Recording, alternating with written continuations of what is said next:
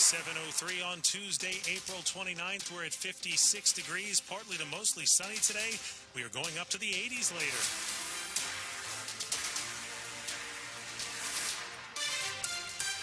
Nice and warm. Good morning. I'm John Aaron. And I'm Michelle Basch. Our top story remains the possible move, the planned move of the Washington Commanders back to D.C.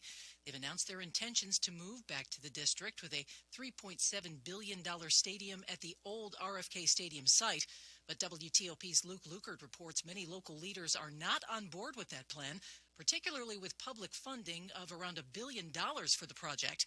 He starts off our team coverage. Our city is facing a $1 billion budget deficit. That's Ebony Payne, an ANC commissioner in Ward 7 who represents the area, including the RFK campus. Priorities are backwards when you suddenly find almost $1 billion for a group of billionaires who can, quite frankly, afford to front all of the costs. Meanwhile, Ward 6 Councilmember Charles Allen, a vocal critic of public funding for sports venues, is calling the proposal a bad deal for the city in a statement, saying it cannot drive businesses with only a handful of home games and concert dates. Ward 1 Councilmember Brianne Nadeau suggests the billion could instead be invested in schools, housing, and other amenities. 7 of the 12 council members need to sign off on the deal.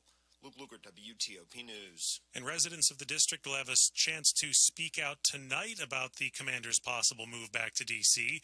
A community forum will be held starting at 6 p.m. at the Hill Center, located at 921 Pennsylvania Avenue Southeast. Confirmed speakers include Councilmember Charles Allen, who has been a vocal critic of the move. Meantime, Maryland leaders are looking at what comes next for Landover if the Commanders do indeed leave. WTOP's Scott Gelman has more. Governor Wes Moore's vision for the current Northwest Stadium site includes housing and entertainment. He's hoping to make it a destination. The only promise I make to the community, it's going to be better than what it is right now. He's describing the current setup as a disappointment. Which is essentially 200 acres that's used 8 times a year for a couple hours. As part of an agreement with the state, the team is on the hook to pay for the stadium to be demolished. It also has to redevelop the land. We've already been in conversations with them about it, and they understand that even getting to this point, it required a certain level of understanding and conversations that they were having with the state, and so they are going to hold to their word on this. Moore says he's expecting the team to pay for research about development possibilities, too. The team's current lease runs through 2027. In Prince George's County, Scott Gelman, WTOP News. In other news, a lot has happened in the first 100 days of the second term of President Trump. Our Neil Augenstein is in Fauquier County, which overwhelmingly voted Trump back into the White House. He's talking with people about how they feel things are going.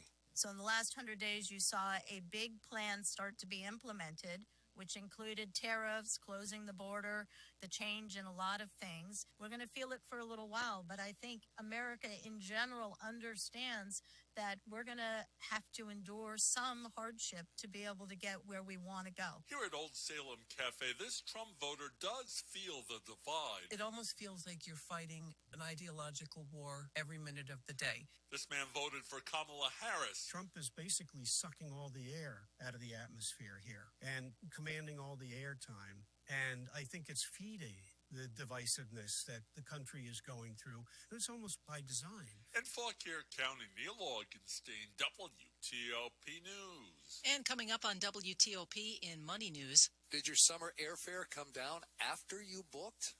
Probably. How to get the new fare. I'm Jeff Clayball. Traffic and weather in 30 seconds.